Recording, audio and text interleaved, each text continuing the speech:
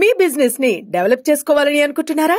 అయితే వెంటనే సంప్రదించవలసిన ఫోన్ నంబర్ 7729969299. ప్రభుత్వం ఒక గొప్ప వ్యక్తిని గుర్తించడం, కీర్తించడం ద్వారా భవిష్యత్ తరాలకు ఒక సాంప్రదాయాన్ని ఇవ్వాలన్న ఆలోచనతోని గద్దరన్న జయంతి వర్ధంతులను ప్రభుత్వం అధికారికంగా నిర్వహించడమే కాదు, వారిలో ఉన్న కవి కావచ్చు, గాయకుడు కావచ్చు, పోరాట యోధుడు కావచ్చు, ఈ సమాజానికి స్ఫూర్తి ఇచ్చిన నాయకుడుగా వారి పేరు మీద ఒక అవార్డు ఉంటే సంవత్సరానికి ఒకసారి వారిని గుర్తు చేసుకోవడానికి, కీర్తించుకోవడానికి గద్దర్ అవార్డులను ప్రకటించి ఖచ్చితంగా అమలు చేయాలి. ఆ బాధ్యత మీరు తీసుకోండి అని చెప్పి మా ఉప ముఖ్యమంత్రి మిత్రుడు బట్టి విక్రమార్క గారికి నేను బాధ్యత అప్పచెప్పాను. ఎందుకంటే బాధ్యత తీసుకున్న వాళ్ళు కూడా దాన్ని బాధ్యతాయుతంగా నిర్వహించినప్పుడే ఆ పనికి ప్రాధాన్యత ఉంటుంది. అదేవిధంగా వారు చనిపోయినప్పుడు నాకు బాగా గుర్తుంది. నేను ఎక్కడో ఉన్నా, గద్దరన్న ఆరోగ్యం విషమించింది అని చెప్పి టీవీలలో వస్తే నేను ఒక ఫోన్ చేసి అక్కడ హాస్పిటల్ వాళ్ళని అడిగిన, ఏంది పరిస్థితి అని.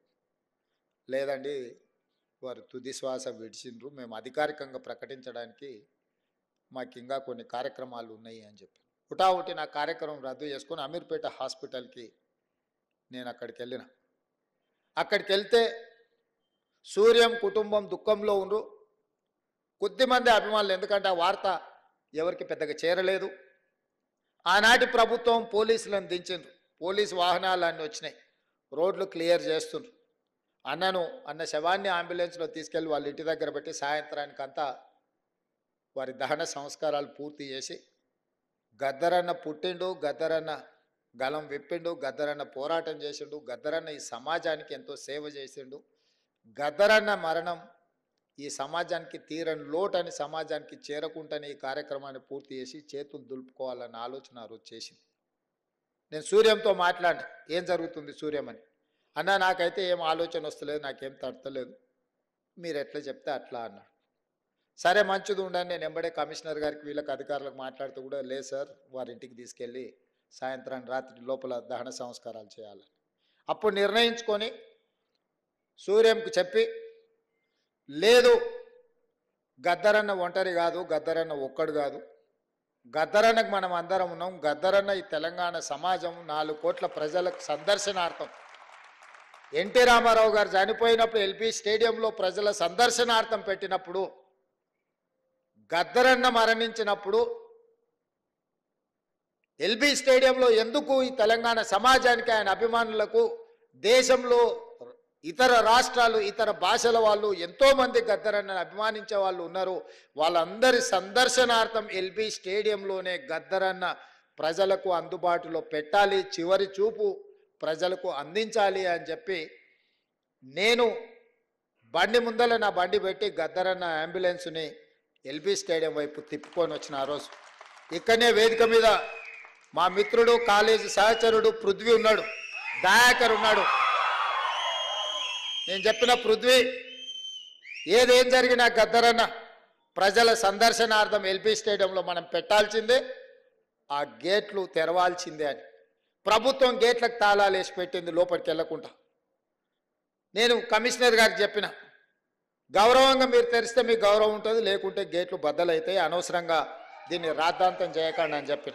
నేను ఆ రోజు పార్టీ అధ్యక్షుడిని, నేను ఆ రోజు పార్లమెంట్ సభ్యుని, ప్రజాప్రతినిధిగా నేను చెప్తున్నా, ప్రజల యొక్క అభిప్రాయం చెప్తున్నా, మీరు గౌరవించాల్సిందే అని.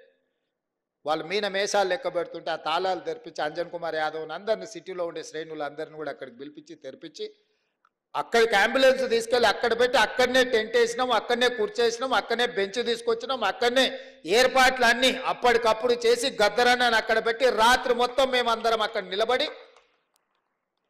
తెల్లారి ప్రజలందరూ లక్షలాది మంది వచ్చి గద్దరన్నను చివరి చూపు చూసి ఆయనతోని వాళ్ళకున్న అనుబంధాన్ని, మధుర స్మృతులను గుర్తు చేయడమే కాకుండా కవులు, ఆయన స్ఫూర్తితోని కవులు, కళాకారులుగా, గాయకులుగా రాణించిన వాళ్ళందరూ ఆయనకు నివాళులు అర్పించడానికి వాళ్ళు పాడిన పాట, అక్కడి నుంచి మేము పాదయాత్రలో, వారి చివరి శవయాత్రలో మేమందరం నడుచుకుంటూ పాల్గొని, ఒక వీరుడు మరణించిన ఆ స్ఫూర్తి మనలో ఉంటుంది అని చెప్పి ఆ రోజు వేలాది లక్షలాది మంది ఆ చివరి అంతిమయాత్రలో పాల్గొని గద్దరన్న దహన సంస్కారాలు నిర్వహించారు. ఒక గొప్ప వ్యక్తి సమాజానికి స్ఫూర్తినిచ్చి లక్షలాది మంది యువకులను సమాజాన్ని పట్టి పీడిస్తున్న సమస్యల మీద పోరాటాన్ని అందించిన స్ఫూర్తినిచ్చిన గొప్ప సిద్ధాంతకర్తగానే గద్దరన్నను చూడాలి. ఆ సిద్ధాంతం నాకు నచ్చిందా నచ్చలేదా, సిద్ధాంతంతో నేను విభేదించినా లేకపోతే అనుకూలించిన అనే చర్చ కాదు. గద్దరన్న ఒక సైద్ధాంతిక కట్టుబాటుతో వారు జీవితం చివరి వరకు, ఆఖరి రక్తం బట్టు వరకు, చివరి శ్వాస వరకు వారు కొనసాగించారు. మనం విభేదించి ఉండొచ్చు, విభేదించినంత మాత్రాన ఆ సిద్ధాంతం ఉండకూడదన్న ఆలోచన ఎవరికైనా వస్తే అది తప్పు. 100% నేను ఖండిస్తున్నా. విభేదించిన సిద్ధాంతాన్ని కూడా చర్చలో పెట్టడమే ప్రజాస్వామ్యము.